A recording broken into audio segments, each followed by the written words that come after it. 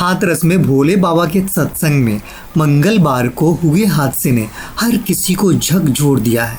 हालांकि इसके बारे में अफसरों को पहले ही चेताया गया था, इसके बाद भी कोई एक्शन ना लिया गया और इतना बड़ा हादसा हो गया। सत्संग में जरूरत से ज्यादा पहुंची भीड़ को देखकर LIU ने अफसरों को सौंपी रिपोर्ट में किसी बड़ी घटना होने का अंदेशा जता दिया था, लेकिन इसके बाद भी अफसर मौन बैठे रहे और श्रद्धालुओं में भगदड़ मच गई, जिसमें 107 श्रद्धालुओं की जान चली गई। हादसे के बाद अफसर चेते और मौके के लिए रवाना हो गए। वहीं CM योगी ने भी घटना को संज्ञान में लेते हुए अफसरों से रिपोर्ट तलब कर ली है। आपको बता दें कि मंगलवार को सिंकरामऊ कोतवाली क्षेत्र के फुलरई गांव में भोले बाबा साकार हरि के सत्संग का आयोजन किया गया था। हालांकि इसके सत्संग के आयोजन की जानकारी प्रशासन को थी, लेकिन सत्संग में पहुंचे श्रद्धालुओं की संख्या कुछ और बताई गई। लेकिन सत्संग में जरूरत से ज्यादा करीब 1.25 लाख श्रद्धालु पहुंच गए। सत्संग में पहुंचे श्रद्धालुओं की संख्या को देखकर LIU ने किसी बड़ी घटने का अंदेशा जताया और इसकी रिपोर्ट बनाकर अफसरों को सौंप दी। इसके बाद भी अफसरों ने संज्ञान नहीं लिया। इस बीच भीषण गर्मी के चलते सत्संग में पहुंचे श्रद्धालुओं की धीरे धीरे तबीयत बिगड़नी शुरू हो गई। 3 घंटे तक चले इस सत्संग में देखते ही देखते कई श्रद्धालु बेहोश होकर गिर गए। जैसे ही सत्संग खत्म हुआ तो श्रद्धालुओं में भगदड़ मच गई। भगदड़ में महिलाओं, बच्चों समेत कई लोग दब गए।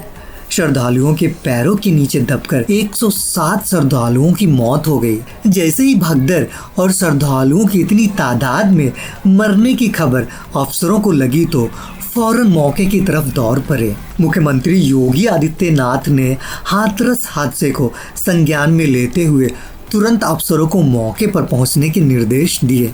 साथ ही योगी ने ADG आगरा जोन और अलीगढ़ के कमिश्नर को हादसे की संयुक्त जांच की रिपोर्ट सौंपने के निर्देश दिए हैं। CM का आदेश पाते ही चीफ सेक्रेटरी से लेकर ADG कमिश्नर मौके के लिए रवाना हो गए।